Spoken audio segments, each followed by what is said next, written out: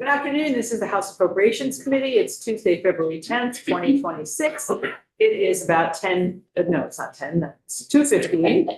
We've already been at 10, 2:15 in the afternoon. And we have the folks from Vermont Access Network who bring you public television across the state to come and talk about their budget and any requests that they have. So welcome to both of you. We'll go around the table and introduce ourselves because I don't know that both of you have been in our committee one way or another before. And then you can introduce yourselves and take it away. Welcome, I'm Dave Iacovone from Morristown, and I represent the Lamoille, Washington district. Good afternoon and welcome. John Kosenska from Burke, and I represent the Essex Caledonia District, 10 towns. I, Mike Nigro, represent Bennington and Pelham. And Tom Stevens from Waterbury, representing the Washington Chittenden District. And I'm Marty Feltus from Linden, and I also represent Sutton, Wheelock, Sheffield, and Newark. I'm Robin Shai from Middlebury, and MCTV is my local community television station. Just I don't get to say a lot of towns. Tiff Boomley from Burlington, Vermont. There's a few people missing here. I'll pick it up here. I'm Mike Rowicki. I'm from the Wyndham 4 district of Putney and Dummerston. Hi, I'm Lynn Dickinson. I represent St. Albans Town. Great. So welcome. So if you two would like to introduce yourselves. Yeah, thank you very much. I'm Paul Snyder. I'm the Executive Director for Northwest Access TV. I'm also the Vice Chair for Vermont Access Network. Thanks for having us today. Great. And my name's Lou Mulvaney-Stanek. I misspelled my name in the Zoom. I'll fix that in a second. Oh my goodness, I'm off to a great start here. It's okay. And I'm the director of Central Vermont Community Radio, which is better known as WGDR Plainfield and WGDH Hardwick. Great. All right. Welcome to both of you. So I think what we have is two memos from you. Is that right? That's correct. Okay. So orient us to what you want us to look at and what you want to say. Yeah, I believe I'll go first and then Lou will Okay. take over from there. Great. All right. Well, thank you all for the opportunity to even testify on behalf of community media in Vermont. New to us this session, Vermont Access Network, otherwise known as VAN, is joining with 9 nonprofit radio stations in Vermont to request $1.89 million in base funding as part of the Secretary of State's FY27 general fund budget. This new partnership was recommended to VAN by members of the legislature and Secretary of State. And while our goal to receive funding together may be new, our mission as community media organizations remains the same. Community media is a general term that includes Vermont public, educational, and government access management organizations, more commonly known as PEG AMOs, traditionally funded by cable TV subscribers, plus community radio stations, nonprofit FMs, operated over the air, cable, and online largely by volunteers, and in some cases, operated by those PEG organizations. We know that the Vermont legislature recognizes the important role community media plays in informing, educating, and connecting Vermonters. All of you have been involved in community media at your local AMOs or radio stations in some capacity, whether it be through a candidate forum during campaign season or even sharing your thoughts on Vermont politics while attending a community favorite and delicious legislative breakfast. We also don't soon forget and appreciate that the legislature has awarded grant funding for community media since the COVID-19 health emergency. So for that, we thank you. Vermont's 24 community media centers and 9 community radio stations deliver a range of essential media services to Vermonters across the state. From live broadcasting and streaming of local news, public meetings, and event coverage, to weather reports, live sports, emergency information, these media outlets are part of local emergency response, constantly greasing the wheels of local democracy and preserving community history. Community media programming and services amplify the arts and culture of the state and teach everyday Vermonters how to be media makers, gaining valuable job and civic skills in the process. Vermont Community Media covers 176 cities, towns, and villages in the state and 13 counties, covering 94% of the state's population. It's also worth noting that as a group, we employ more than 200 Vermonters that serve their own communities. I, for one, am very fortunate to live just minutes from my organization and find myself volunteering endless hours throughout the year, keeping my community connected through media. In 2025, community media provided 35,000 hours of original, locally made programming. Hundreds of Vermonters are engaged in being media producers of this content, creating real-time engagement with their municipalities and neighbors that is uniquely possible through community media. Just a few more quick stats I won't bore you with, but 70% of Vermont municipalities have access to live public meetings.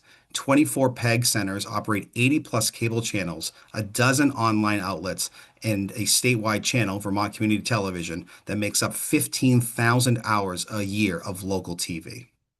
Our partners in community radio have volunteers producing 300 regular shows and vital emergency messaging each year, amounting to 20,000 hours of locally made programming.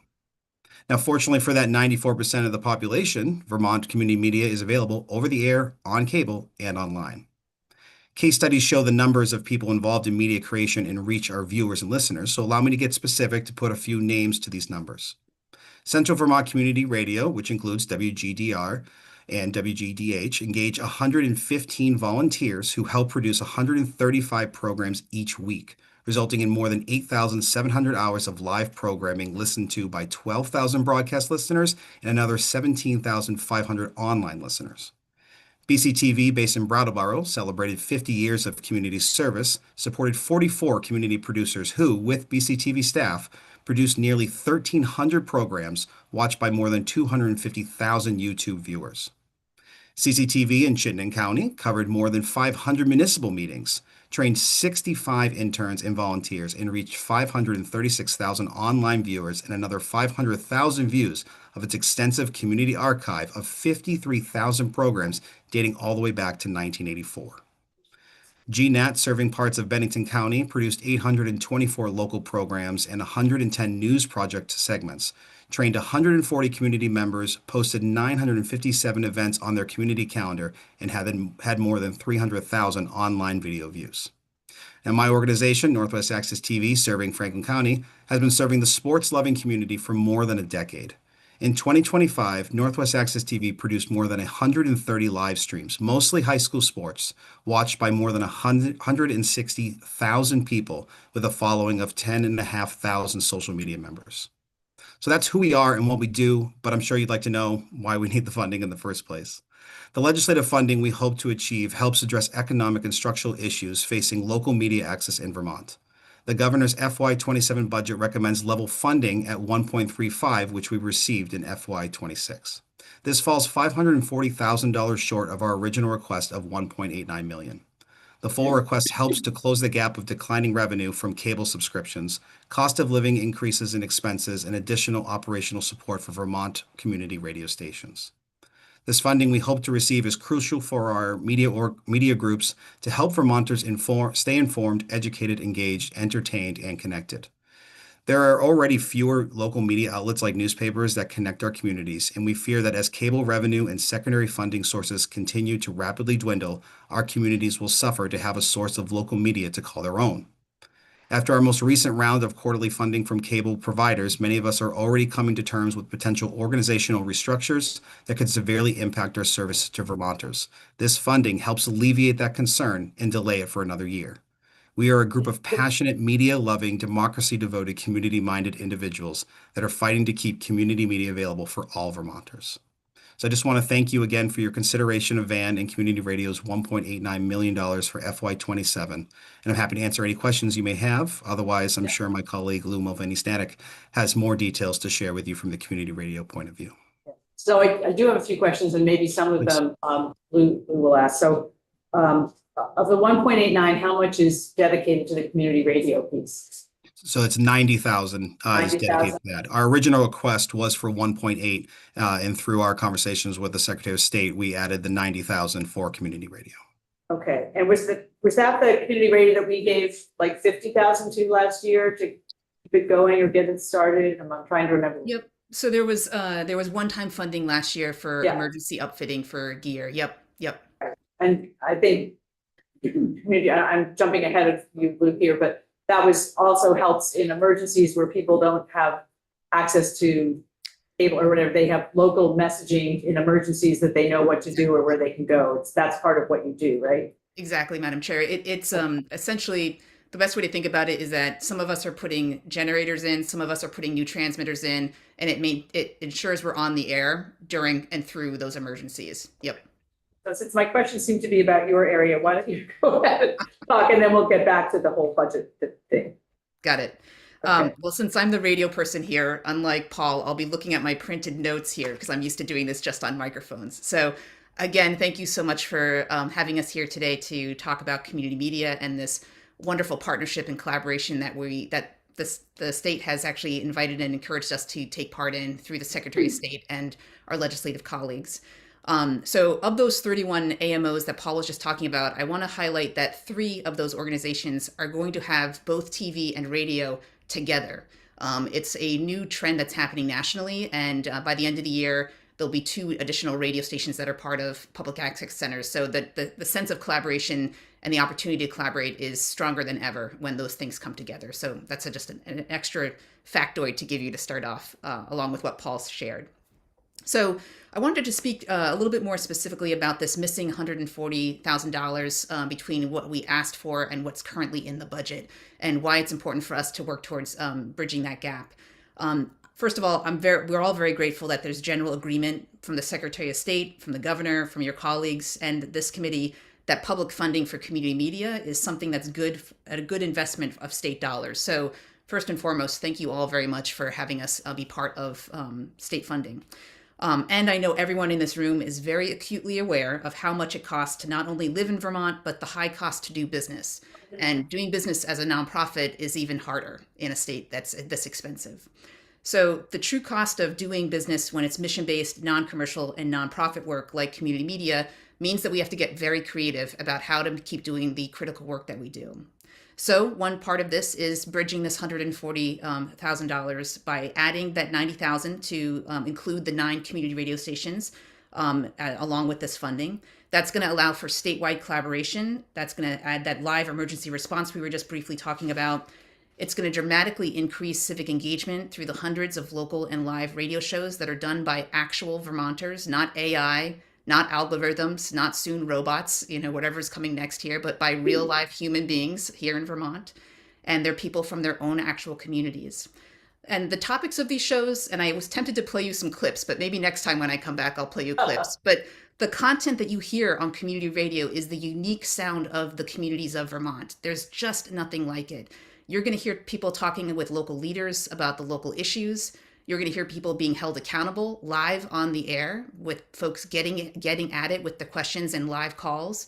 You're going to hear people cover local events, really local weather. I mean, let's be real. It's Vermont. It could be dramatically different 2 towns over than 2 towns over.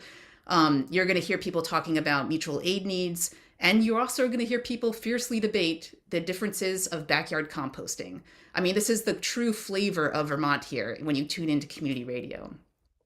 This funding is also going to meet in part the increased cost, again, to operate community media organizations in Vermont. Like everybody else, utilities, rent, licensing fees, staffing costs, it's continuing to really go up, and we have to be able to meet those costs by finding funding partners like the state to help us keep pace. And then finally, it addresses the decline in other revenue sources. As I was mentioning, the nonprofit sector in Vermont is really struggling to keep pace here with the increased cost to do what we do for our missions. And in community media, that specifically is tougher with the defunding of Corporation of Public Broadcasting last year. The impact that had on Vermont Public really did a big pull philanthropy-wise about who was funding what. And the first place to go is the much smaller organizations like community radio, which on average have a budget of just $25,000. So that $90,000 is a little bit of funding for all of us. And it's a little bit of funding to keep help us keep those doors open and continue to diversify how we fundraise in many other ways. So it's a small portion of our overall budget, but it's a deep breath financially to ensure that we've got some public investment in such an important public infrastructure that is community radio. Finally, I just wanted to, again, speak specifically to community radio here. We're about as democratic as it gets. This is the airwaves for everybody concept that the FCC officially gave us. Like the charge of the FCC for community nonprofit radio is to provide content for the good of the community. So that means you could be in disagreement, but you're not going to be disagreeable on the air, because there's an direct accountability to our communities with community radio that people will let you know if they disagree with what you're doing on the air. This is not the place for people having private podcasting where they get to just say whatever they want and say the sky is pink. This is the place where people are held accountable and actually called in to have actually civil discourse. And I cannot overemphasize how important this is in this time that we're living through, where that in a state like Vermont, we still have the opportunity to disagree with each other, but to do so with respect and connection and a way forward together, or in other words, a way to yes. And having these conversations live on the air is just one of the beautiful ways we do this and bring the community together, no matter if they are right next door to us or down the road. In a rural state like Vermont, radio really helps connect people over these airwaves in that way. Again, I have to emphasize we're free, and we are one of the only free media outlets that are still out there. There's no paywalls. There's no subscription fees. We do what we do because we want to make sure that everyone has no limitations to how they can access the information that they need from their community. Again, not to spend too much time on this, but we also are the go-to place during real-time emergencies locally. I've talked about this briefly last year when I was coming through the State House speaking on behalf of community radio, but WGDR and WGDH had the misfortune of being at the epicenter of both of those massive flooding events in 2023 and 2024. The entire town of Plainfield went underwater while we were just, it's like, I think it was a quarter mile up the hill. The station could have gone underwater if we were just located slightly differently. And as harrowing as those moments were, it was crystallizing what our mission was about. We were right here, right with people, as people were having the immediate impact of those floods in their homes, and the days and also the weeks afterward. We were connecting people with mutual aid information, where to get potable water, how to connect with where to get food, shelters. And those weeks that came afterward, it was things like, we still have to muck out basements, folks. It's still not safe to go into certain places. How do you even apply to FEMA? We had a lot of that content on the air for people to keep getting that information. But I have to say, despite being part of the help, really it was providing the solace for people by having music shows and a little bit of humor in dark times that we actually got the most thank you notes about. That like it didn't have to just be about the most urgent critical things happening. It was about the care that we had for our community during that time. And I will forever be honored to have been part of the station during those critical moments. Lastly, I want to respect our time here today, but I wanted to say that despite what's happening to media in Vermont, you hear about newspapers closing, you hear about commercial stations and TV stations being bought out by corporate entities outside of Vermont. Community radio is growing. So I want to be clear, we have 7 stations on the air right now. By the end of this year, we'll have another 3 join us on the air. So we're not only growing kind of with the number of stations around the state, but we're growing with the number of Vermonters that we're going to be able to reach. And actually, thanks to that funding last year, WGDR was able to buy a brand new antenna. And it's breaking news. You're one of the first to hear this, but the FCC just approved it. And I will thank the federal government. They've done something great. I know they don't get a lot of credit right now, but they did something great by approving that. And that means that in your committee room this time in about 4 months, you're going to be able to get 91.1 crystal clear in downtown Montpelier. And that has not been the case for 53 years. So the state is investing, critical tax dollars for critical public needs like community radio. And we're going to be able to be there in the everyday. And again, when and if there's another emergency in the communities of both Montpelier and Barrie, thanks to that antenna that we were just able to purchase. So again, a huge thank you to you all as being part of that last year. And I'm really proud to be part of community radio and representing that here today. So I'll leave it there for now. I'm sure you all have questions, but thank you very much for the chance to speak today. Thank you. Questions, comments? Yes, Marty, then Tom? Yes, thank you for your presentations, and I certainly understand the need for both of your services. I do have a question, however. You've requested 1.89, and apparently there's 1.35 in the budget, so we're short 540. If you only get the 1.35, how would you split that between TV and radio? Yeah, so we have an agreement between community radio and for Vermont Access Network, where community radio would receive 4.76, Lou, correct me if I'm wrong, percent of whatever funding we do receive. So that's the agreed upon percentage that we have, and that's what 90,000 of 1.89 is. So. Oh, I see. Thank you. So that number would fluctuate based on the funding we receive. So can you go back a little bit, while we still have time here, can you just go back and just inform us about the change from cable access to the loss of cable for the most part, or the extreme diminishment of cable? The responsibility of cable was to pay for public affairs, was to pay for the cable access where people had this access. But over the last how many years have you seen the drop? And now that cable seems to be changed, there's no replacement for that. Is that what we're talking about? I mean, and that was legislated on a federal level, I believe, the cable's responsibility. And now that media seems to be very diffuse, you don't have those resources. Is that right? Is that the right way? I can speak to my own experiences. I mean, that's what we are seeing at Northwest Access TV in Franklin County. I mean, we just received our funding numbers for this past quarter, and it was down about 7 to 8%. So that's showing the continued decline of cable subscribers, at least in Franklin County, and that is pretty much the story across the state. That's where our funding comes from. A very strong majority of our funding is from cable revenue, and with different means, different people going to. I'm not going to say. I will say just for the term, but cable cutting is a thing, and we're all experiencing it. But when you hear those terms, it kind of makes us shudder a little bit, because that means less funding for our services and be able to provide for our communities and be able to give back and be able to cover the things that we do and archive the amazing things that are happening in Vermont. So for us, that's something that we're not. Streaming is kind of like a double-edged sword to us, because while we receive zero funding from streaming, and how many Vermonters are switching over to a streaming platform as opposed to having cable. It is our means of being able to get all of our information and keep our communities connected. That's something that, again, Northwest Access TV, we're very fortunate to have such a strong sports-loving community, and we stream over 100 games a year. But we don't receive any funding from that unless someone wants to send a few bucks via a donation, or a community partner wants to be able to provide some underwriting for those streaming games.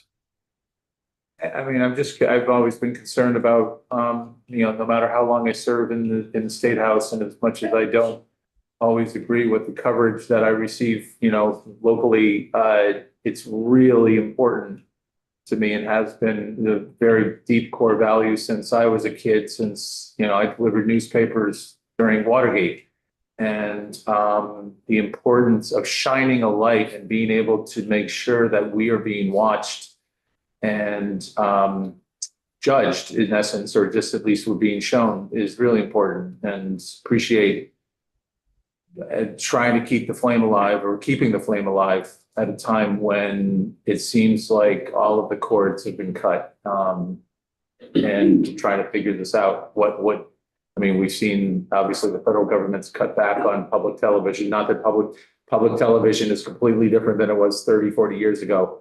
But no, appreciate your efforts to try to increase citizens' access to being able to do this kind of work, and be able to keep shining a light on the world around us from the powers that be. Yeah, thank you. And if I might just add, Representative Stevens, what you're getting at is, we are living through a transitionary point of how do we fund our public institutions. And one of the ways that we accomplished that for community media and public media was things like Corporation for Public Broadcasting 40 years ago. The various ways that, again, these taxes were put on Comcast and these big cable companies in order to use the public, lines, literally the lines that are connecting, us with our cable cords. Literally, with those being cut, we are in this age where we need to figure out new funding sources here, and either holding these streaming companies accountable with taxes or something in the future, but also as a state, it's, again, what do we value as a state, and what's worth putting public funding into for a very huge return, in my opinion, for things like accountability of the state government, citizen engagement with each other. And frankly, I can't overemphasize the importance of this infusion of fake news into the world. This concept that people could just make anything up just because they want to make anything up.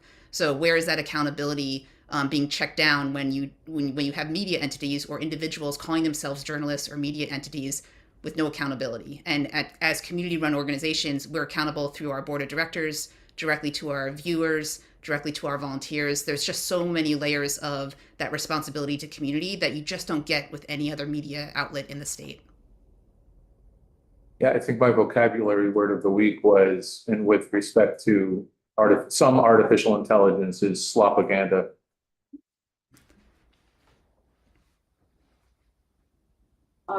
So I have another question, and that is when you submitted your budget, this is one time where I'm actually asking for what the changes look like. Did you put in details about what, how you got to the 1.89? And what that looks like, where the increases are coming from? Are they in, where there's salaries? Is there a spreadsheet for what you did that you submitted to finance and management or somebody? Yeah, it's part of a working process with the Secretary of State, and we do have those numbers that kind of correlate, like why 1.8, why last year, why 1.35. A lot of it really is dependent on our lost revenue. So that's where the majority of that number comes through. The number that we're really not requesting a gap for is the cost of living expenses, the expenses that we have when it comes to increased expenses for our organizations, and we're really just trying to bridge that funding gap, and that's what we're trying to fill that bucket, if you will, for everybody. So that's really where that 1.35 last year, and it took on almost the exact amount that we needed this year.